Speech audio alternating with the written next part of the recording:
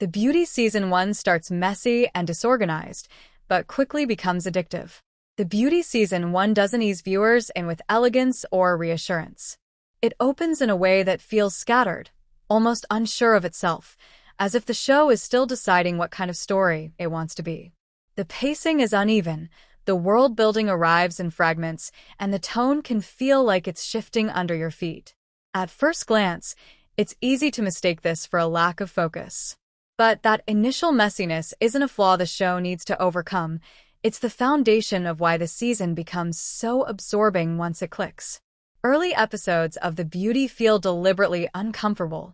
Information is withheld, motivations aren't always clear, and the rules of the world don't arrive neatly labeled. Rather than explaining its central concept in clean exposition, the show drops the audience into the consequences first. Characters react to a reality we don't fully understand yet, and that creates friction. You're watching people make choices without having all the context, which can be frustrating, but it's also intriguing. The show demands patience, and not everyone will give it. That disorganization is most visible in how the narrative jumps between perspectives. Season 1 doesn't anchor itself to a single emotional guidepost right away. Instead, it bounces between characters who are all grappling with the same phenomenon in different ways. Some are fearful, some opportunistic, some in denial. At first, this fragmentation makes it hard to know where to emotionally invest. But over time, those fractured viewpoints start to form a mosaic. You begin to understand that the lack of a clear main character early on is intentional. This is a story about impact, not just protagonists. What makes the shift from messy to addictive so effective is that the show never fundamentally changes its approach. The viewer does. Once you stop waiting for traditional structure and start engaging with the story on its own terms, everything sharpens. Scenes that once felt random reveal thematic connections. Conversations that seemed cryptic gain clarity in hindsight. The season rewards attention, not speed. Thematically, The Beauty thrives in ambiguity, and that's part of why its early disorganization works. The show isn't interested in clean moral binaries. It presents its central idea as both alluring and horrifying, often in the same breath. That duality is unsettling, and the show leans into it rather than smoothing it out. The messiness reflects the ethical chaos of the world it's depicting. If the story were too clean, it would undermine what it's trying to say. As Season 1 progresses, character arcs begin to crystallize.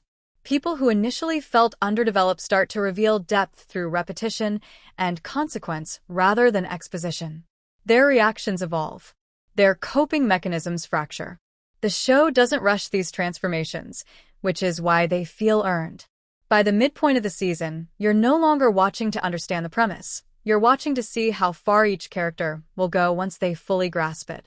The addictive quality of The Beauty comes from escalation without simplification. Each episode adds pressure rather than answers. Instead of resolving tension, the show compounds it. Moral compromises stack. Institutions respond clumsily. Personal relationships strain under secrets and temptation. The narrative tightens not because it becomes cleaner, but because the chaos becomes more focused.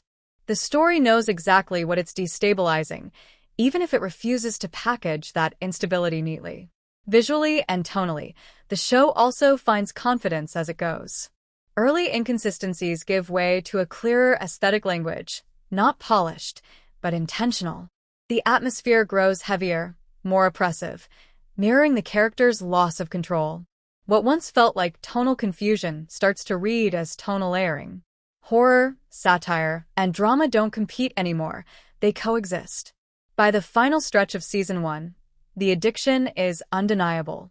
You're no longer questioning the structure. You're bracing for impact. The mess that once felt disorienting now feels necessary. You understand that a story like this can't be told cleanly without betraying its premise. The disorder is the point. It reflects a world unraveling under the weight of desire, fear, and power. That's what makes The Beauty Season 1 so effective in retrospect. It doesn't hook you by being immediately smooth or accessible. It hooks you by trusting that discomfort can be compelling. What starts off fragmented and unstable slowly locks you in, not through spectacle, but through accumulation. And once it has you, it doesn't let go, because by then, the mess isn't confusing anymore. It's addictive.